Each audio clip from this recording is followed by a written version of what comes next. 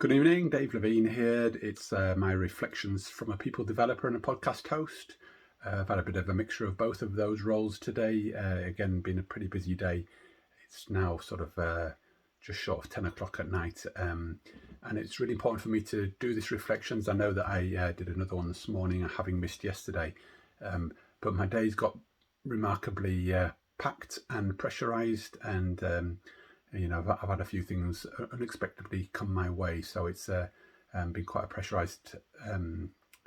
pressurized time, and therefore important for me to make the space for things that are important. And this reflection capturing is very important. Again, as I'm trying to really notice how it feels to do it, practice what I preach, and make the space and time for things that I deem important. Now, all of that will probably not make a huge amount of sense, but why it does make sense for me, or why it might resonate, is that my first reflection is about the concept of being put under pressure. I think it was 5:45 this evening, had a phone call to say that a program that I'm participating in and sort of co-delivering has needing to be changed, as the key facilitator has been pulled down, has to attend a really important meeting. So the whole weight has then shifted in terms of me having to reevaluate the design and the delivery of the program, and take on a lot of the responsibility onto my own shoulders, and work out whether I deliver their content in their way, or change the content, miss it out, or adapt it to deliver to my style. So it's really put me under the pump a little bit, just to think about how do I react and adapt towards what's required.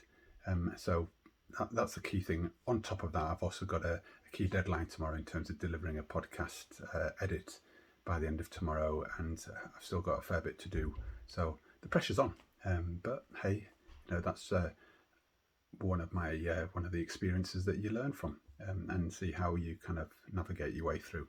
So pressure's my first call. The second one is about kind of being authentic, which I guess falls out of the pressure. How am I really managing myself, being true to myself, being true to me in what's important, and why that's come about, not only because of my own journey, but also helping one or two people through conversations around who they are, what they're about, how do they turn up in the world, and how do they make sure that they maintain true to themselves and their core values. And it's massively important, and it really fell out of a podcast that I recorded today with a super guest, and it was one of my most enjoyable podcasts, actually, because they've properly opened up, kind of shared a lot of their vulnerability, saw that as a strength, and articulated that in a way of how that's really helped them navigate their journey and to become really present in what they do. So I think that thing around authenticity is also a real connection to being present and being in the moment and enjoying that, rather than to strive for something that's out there and we don't quite know what it is, or whether we might achieve it or not.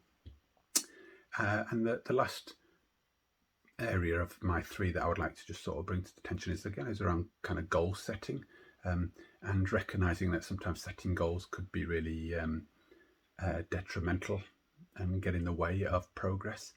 But having short-term goals, or things that I would like to achieve, I guess you might call them process goals in different language, is really high on my agenda, because I've got some deadlines which I would like to achieve before the weekend, to allow myself some space, because I'm feeling like my energy is running a little bit short. But look, I can get through that if I know what my goals are.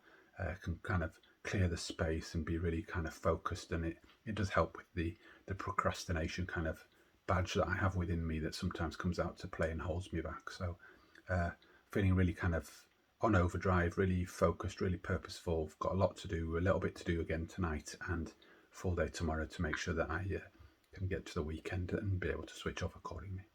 So I hope my reflections have resonated with you and make some sense, and I look forward to you joining me again tomorrow, and then again beginning of next week if you miss tomorrow. All right then, take care and see you soon. Bye for now.